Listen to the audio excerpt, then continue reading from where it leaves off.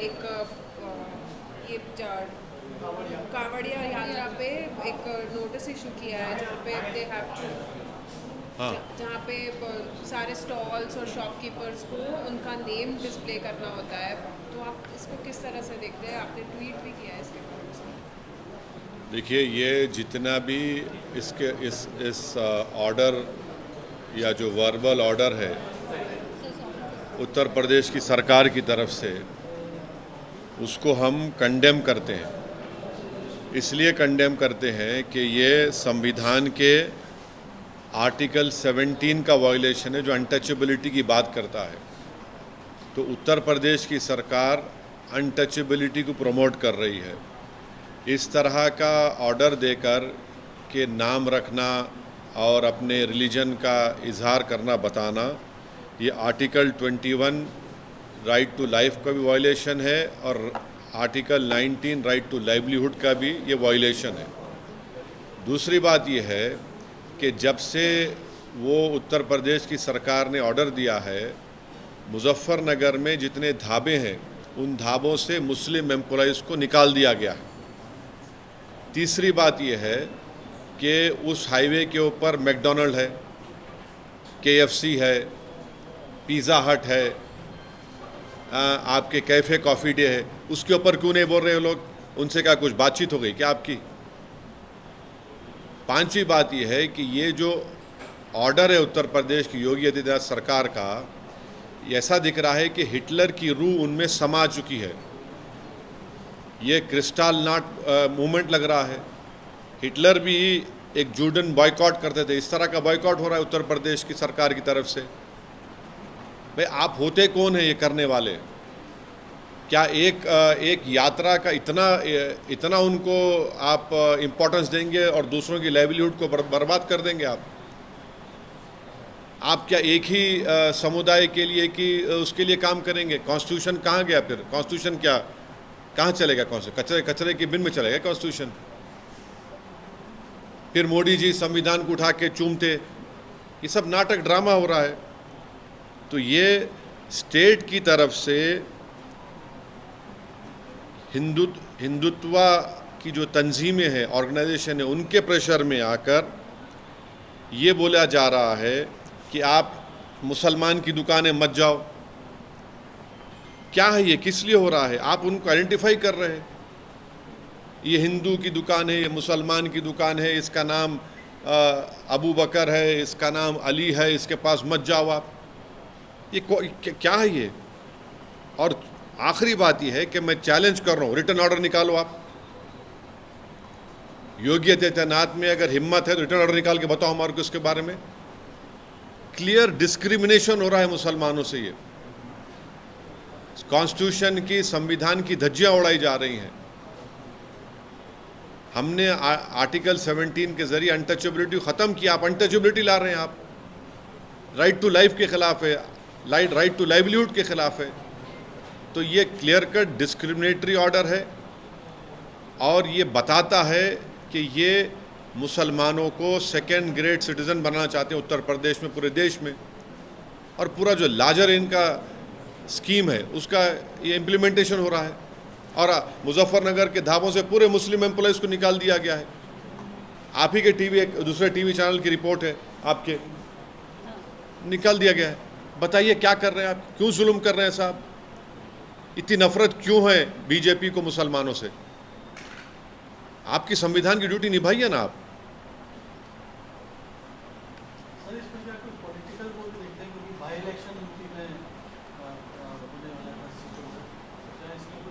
देखिए, ये इलेक्शन वो इलेक्शन, ये इनकी कंसिस्टेंट हिंदुत्व की आइडियोलॉजी के ऊपर ये लोग अमल कर रहे हैं। अपीसमेंट किसका हो रहा है बताइए? इस तरह का ऑर्डर निकालकर अपीसमेंट आपके वोटर का कर रहे हैं और मुसलमानों को बदनाम कर रहे हैं आप बाज़ाब्ता स्टेट गवर्नमेंट बोल रही है कि मुसलमान की दुकान पे आप मत जाइए, बायकॉट करिए उनका आप।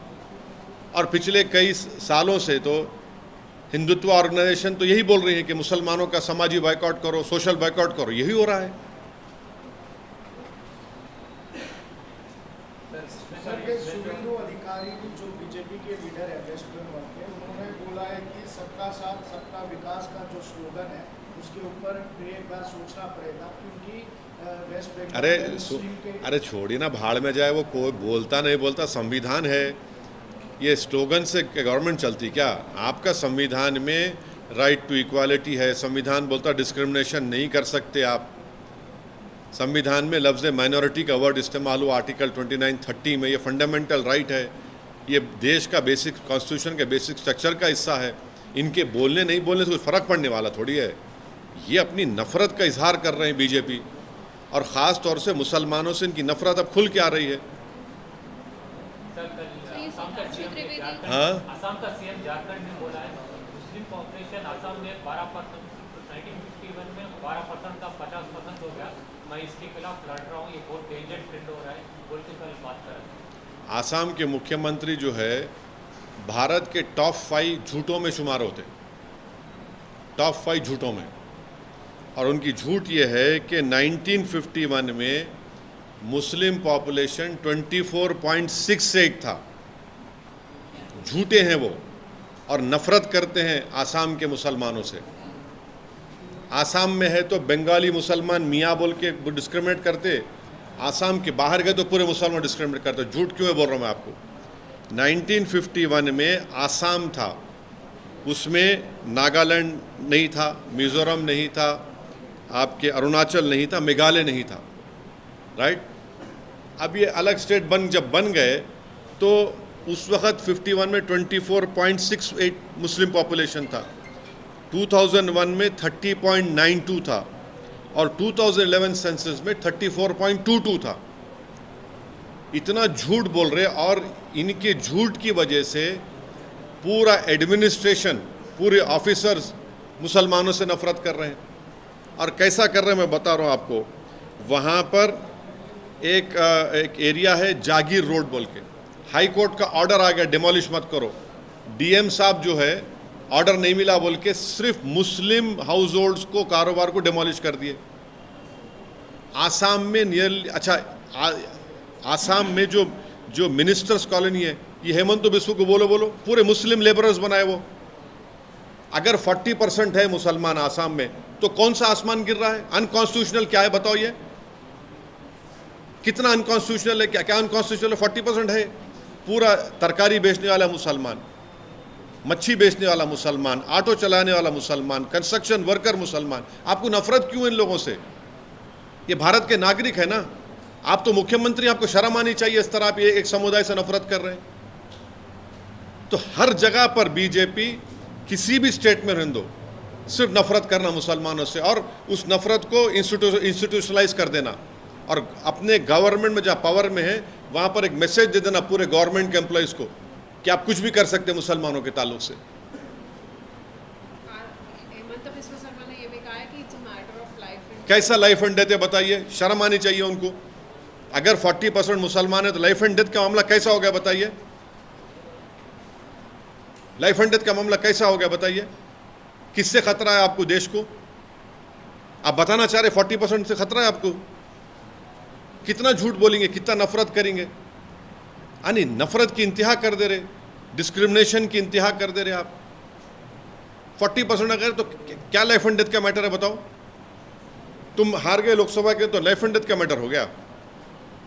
भारत में 14% मुसलमान का लाइफ एंड डेथ का मैटर है ये। कश्मीर में मेजॉरिटी में है तो आप लाइफ एंड डेथ का मैटर है ये। क्या मैसेज दे रहे हैं आप पूरे माइनॉरिटीज़ को और पूरे इंडिया को? क्या मैसेज दे रहे हैं आप बुखलाहट में और नफरत के मज़ाहिरे बीजेपी कर रही है, फ्रस्ट्रेशन में, बल्कि क्लियर कट डिस्क्रिमिनेशन कर रही है बीजेपी। और फिर उनके स्पोक्स पर्सन बोलते नहीं, वो ऐसा बात नहीं करना, ऐसा बात नहीं करना, ऐसा और फुला। और ये जो बात कर रहे हैं क्या है बोलो फिर? ये मुसलमानों को टारगेट कर रहे उत्तर प्रदेश में, उनकी दुकान पे मत जाओ। सोशल बाइकआउट की अपील कर रही उत्तर गवर्नमेंट। आसाम में बोल रहे 40% है तो ज़िंदगी और मौत का मामला है। महाराष्ट्र में आपकी सरकार है तो मस्जिदों को तोड़ देंगे हम लोग। क्या हो रहा है फिर ये? आप क्या एक पॉपुलेशन, एक माइनॉरिटी, मुस्लिम माइनॉरिटीज़ को क्या आप धकेलना चाह रहे हैं दीवार की तरफ? रेडिकलाइज कौन हो रहे हैं बताओ फिर? जी, सुधांशु त्रिवेदी जी ने जो बयान दिया जिसमें कहा कि कांग्रेस और राहुल गांधी जिस तरीके से खून और हत्या, इस तरीके के जो अपमानजनक शब्द का इस्तेमाल कर रहे हैं, उससे कहीं ना कहीं हिंसात्मक घटनाएं बढ़ेंगी प्रधानमंत्री मोदी के खिलाफ, जिस तरीके से राहुल गांधी ने बयान दिया है। मेरी गाड़ी के ऊपर 6 गोलियां चलाए उत्तर प्रदेश इलेक्शन दौरान में। कौन चलाए, किस लिए चलाए बोलो आप? कौन चलाओ बोला उनको? रोज़ मेरे को धमकियां आते, मैं अब देखना चाह रहा हूँ, मैं सेल फोन में SMS करके धमकी तेरे को गोली मार देंगे। हाँ, इसका जिम्मेदार कौन है? मेरे घर के सामने आके मेरे दीवार का नाम को, नंबर पे, नेम प्लेट को काला करते, मेरी जान से मारने की धमकी देते। बोलो बीजेपी वालों कौन भिजा रहा उनको? अब तक क्यों नहीं पकड़े उन लोगों को आप? दिल्ली में आपकी हुकूमत है ना, क्यों नहीं पकड़े उनको आप? ये चक्कर है, आप रेडिकलाइज कर रहे हैं, आपके जो आपकी आइडियोलॉजी के मानने वालों को एम्बोल्डन कर रहे हैं आप, और आप दूसरों को आईना दिखा रहे हैं। अरे खुद तो अपना आईने में देख लो, चेहरा अपना कितना बुरा दिख रहा। उत्तर प्रदेश में जो बोल रहे आप यहाँ पर मत जाइए, नाम लिखिए। आसाम में 40% पॉपुलेशन की ज़िंदगी और मौत बोल रहे आप। महाराष्ट्र में मस्जिदों को तोड़ दे रहे। ये कौन है ये लोग? ये आपकी सरकार की वजह से ये लोग रेडिकलाइज हो चुके हैं। एक सिटिंग MP के घर पे आके आप जान से मारने का लेटर लगा के जाते हैं, फ़ोन करते मेरे को, SMS देते, नंबर नहीं कर रहा मेरे को। अब आप बोलेंगे पुलिस का, कितने पुलिस कंप्लेन करूँ मैं? ये सब आपकी वजह से बीजेपी के, इनको बीजेपी एम्बोल्डन कर रही है लोगों को। नेता अगर इस तरीके से अगर बयानबाजी कर, अरे मैं इनके जो नेता जो उत्तर प्रदेश में जो बोल रहे सोशल बाइकआउट करो माइनॉरिटीज़ का, मुस्लिम माइनॉरिटीज़ का, वो क्या है बताइए? नाम बोलो, अपना नाम लिख के रखाओ। अब क्या, इडली मुसलमान हो गई, वड़ा हिंदू हो गया क्या? पिज़्ज़ा मुसलमान हो गया और बर्गर हिंदू हो गया क्या? बताओ आप कर रहे हैं, सरकार में आप है, आप ऐसे ऑर्डर निकाल रहे हैं, सरकार में आप है, आपका मुख्यमंत्री ऐसा कर रहा, सरकार में आप है, वहाँ पे मस्जिदों पे तोड़ रहे वहाँ पे, और आप कुछ नहीं कर रहे। सर TMC MP ने भी NHRC को कंप्लेंट किया है मुजफ्फरनगर के पुलिस के खिलाफ, saying that, stating that shocking and other। देखिए NHRC is a handmaiden of Narendra Modi government. They will not do anything. Show me one instance wherein they have acted unbiasedly. Look at the record of sending reports to the international organizations. What are they doing? NHRC is completely now, they are not reacting to all these atrocities which have been committed on minorities. What is the National Minority Commission doing? When the government in power and their party and their ministers, their chief ministers are openly asking for boycott and discrimination of Muslim community and saying that Muslims population is a matter of life and death, what does that tell you? It clearly shows their hatred towards the Muslims. But sir, TMC is also raising voice now. You are also raising voice. So will you ask others also to come together to fight on this? See, you have come. I am thankful to you that you have come to me. I can speak on behalf of myself and my party. I cannot speak on behalf of other political party. They will speak for themselves. So what's your demand, sir? Will you take this up legally, sir? And what's your demand? See, the Uttar Pradesh government is not bold enough to issue a written order. Written order you have not issued. You have issued a verbal order. And on the basis of that verbal order, the message has been sent. And what has happened in that in Muzaffarnagar, whatever dhabas are there, hotels are there, those owners have kicked out Muslim employees. Because of the verbal order of Uttar Pradesh government. And high-ranking IPS officer comes and says this is what the BJP government wants you to do in Uttar Pradesh. They've asked for a social boycott of Muslims, which is prohibited in the Constitution. Article 17 is there. By making such a verbal order, you have violated right to life, right to livelihood, Article 19. And please tell me why is this order not been implemented on McDonald's, on KFC, on Pizza Hut, on Cafe Coffee Day? Why not them? Why only the small hotels? And those employees who are working there, that is their livelihood. This is a clear cut. It reminds us of what happened in 1930 when Hitler was in power. This is nothing but, it reminds me of Judean boycott. Kristallnacht movement is happening in India right now. Assam Chief Minister says 40% Muslim population, a matter of life and death. Shame on him. He is one of the top 5 liars of this country. He is not telling the truth. The truth is that in 1951, Assam at that time, had 24.68 population of Muslims. Then Mizoram, Nagaland, Arunachal, Meghalaya, kahan the? When were they created? Tell us. And then in 2001, the Muslim population 30.90. 2011 census, it was 34.220. Now we are in 2024. It might be or 40%. So what? Who constructed this minister's colony? The Muslim laborers. Who sells vegetables? Sells fish, meat, auto drivers, laborers. Why are you so fearful with this population? They are Indians. You don't have the right to call them in this way. Matter of life. What matter of life and death? Politically, you should lose. I hope you lose badly over there in Assam. I hope that your party is wiped out from the face of Assam. But you have no right whatsoever to target 40% of Muslim Assam. What is the message you are sending to the whole country? It is the BJP leaders and the chief ministers who are indulging in this dog whistle politics, who are openly asking for social boycott or openly saying Muslims are a threat to this country. This is their clear-cut policy of discrimination and hatred. It feels like we are living in 1930 Hitler's era now. Budget session start हो रहा है, उसको लेके कुछ अभी जब budget session शुरू होगा जब बोलेंगे ना, अभी क्या बोलेंगे? सर, मुहर्रम के मौके पे कल जुलूस निकाला गया था उत्तर प्रदेश और मध्य प्रदेश में, वहाँ पर फलस्तीन के झंडे लहराए गए, तो उन लोगों के आप फलस्तीन का स्टैंप निकाले, जो निकाला उसको डालो जेल में। कौन स्टैंप निकाले थे? निकालो, आपकी सरकार बीजेपी निकाले ना, निकालो जेल में डालो उसको। फलस्तीन का स्टैंप कौन निकाले थे? ओवैसी की गवर्नमेंट थी क्या? आप स्टैम्प निकाले, डालो जेल में उन लोगों को, स्टैम्प निकालने वाले को। और स्टैम्प अगर फ्लैग निकाले तो कौन से कानून में बुक कर रहे हैं आप उनको?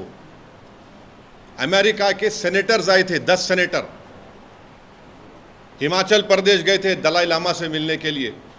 मां अमेरिका के फ्लैग लहराए, केस नहीं बुक करेंगे उनके पर तुम? मोदी गवर्नमेंट अमेरिका का फ्लैग लहराए तो केस नहीं बुक होगा, पैलेस्टाइन लहराए तो केस बुक होगा। क्या नफरत है आप लोगों को? अमेरिका के 12 सेनेटर्स आए थे वहां पे, जिसको प्राइम मिनिस्टर बाद दिल्ली मिले। दलाई लामा से मिलने गए, वहां पर तो पूरे अमेरिकन फ्लैग जलाए, बिल्कुल। अरेस्ट करो लोगों को भी आप, वहां भी तो देखो ना क्या हो रहा। फिर आप बोलो अरेस्ट करो बोल के आप एक डिसीजन लो। आप सिर्फ नफरत करना। ये जो रशिया वाला जो मामला है उसमें कुछ लोग अभी भी हैं जिनको अभी तक अब प्राइम मिनिस्टर जाकर गवर्नमेंट ऑफ इंडिया ये बोली कि उनको वापस लेकर आएंगे। अभी भी गुलबर्गा का एक बच्चा है, कश्मीर के बच्चे हैं, पंजाब हरियाणा के बच्चे हैं, उनको फौरन लाना चाहिए। आपकी जब वहाँ की रशिया की सरकार से बात हुई तो लाना चाहिए, उनको वापस लाइए। वहाँ के हम रिक्वेस्ट करेंगे वहाँ के इंडियन एम्बेसडर से, हमारे एम्बेसडर स्टाफ से, कि वो रशिया की गवर्नमेंट से कोऑर्डिनेट करके उनको प्रेशर डाल के हमारे इंडियंस को वापस लेकर आएँ। आप यहाँ पर सेफली लेकर आए। उनके पेरेंट्स परेशान हैं, बच्चे परेशान हैं, उनके सब लोग परेशान हैं। कुछ लोगों को डिक्लेयर डेथ भी बोला गया, लेकिन मार्च या फरवरी की बात है, लेकिन अभी तक नहीं हुआ। क्या वही हम उम्मीद करेंगे कि उनका जो भी उनका जिंदा है तो वापस लेके आइए। अगर उनका डेथ हो गया तो कम से कम ऑफिशियली बता के उनकी डेड बॉडी मिल सकती तो वापस इंडिया को लेकर आइए। Okay, thank you.